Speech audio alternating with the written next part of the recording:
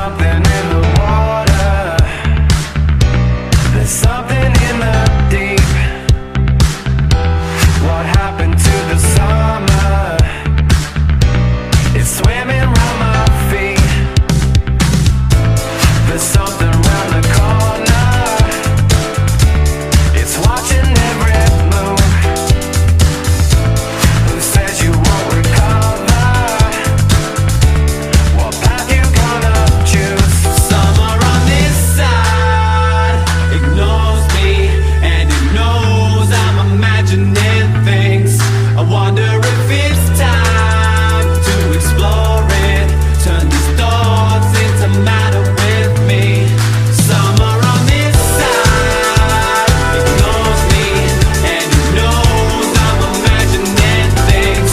I wonder if it's time to explore it. Turn these thoughts into magic with me.